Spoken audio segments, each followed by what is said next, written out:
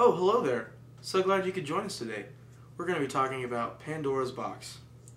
For a long time, certainly throughout the happy golden age, only men were upon the earth, and there were no women. Zeus created these much later in his anger at Prometheus for caring so much for men. Prometheus had not only stolen fire for men, he had also arranged that they should get the best part of any animal sacrificed, and the gods the worst. So Zeus made a great evil for men.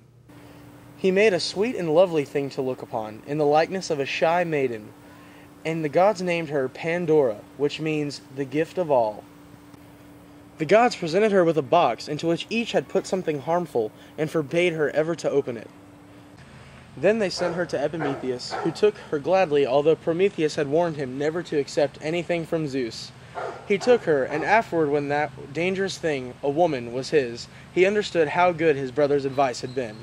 For Pandora, like all women, was possessed of a lively curiosity. She had to know what was in the box. One day, she lifted the lid,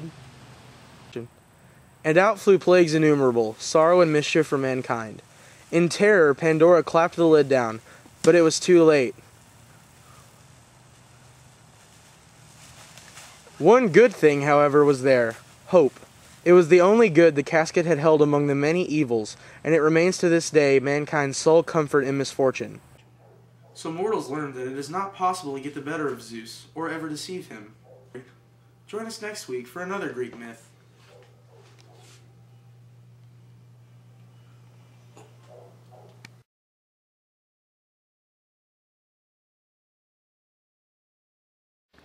Oh, welcome back.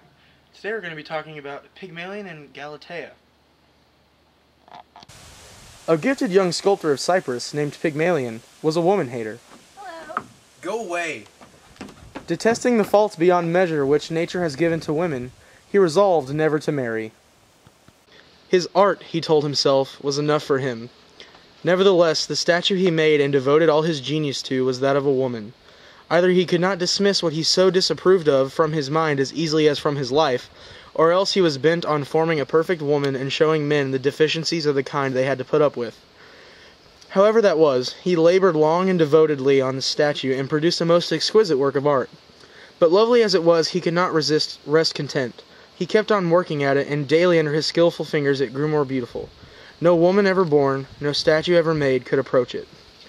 When nothing could be added to its perfections, a strange fate had befallen its creator.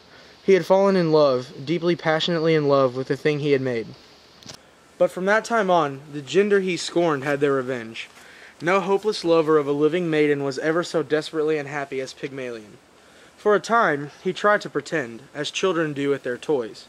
He would dress her in rich robes, trying the effect of one delicate or glowing color after another, and imagine that she was pleased. He would bring her the gifts real maidens love, and then dream that she thanked him with eager affection.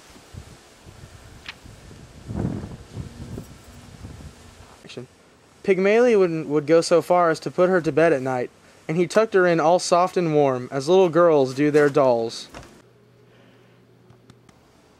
This singular passion did not long remain concealed from the goddess of passionate love. Venus was interested in something that seldom came her way, a new kind of lover, and she determined to help a young man who could be enamored and yet original. On the feast day of Venus, Pygmalion asked the goddess only that he might find a maiden like his statue, but Venus knew what he really wanted. Pygmalion then sought his house and his love, the thing he had created and given his heart to. There she stood on her pedestal, entrancingly beautiful. He caressed her, and then he started back. Was it self-deception, or did she really feel warm to his touch? He touched her arms, her shoulders. Their hardness vanished. It was like watching wax soften in the sun. He clasped her wrist. Blood was pulsing there.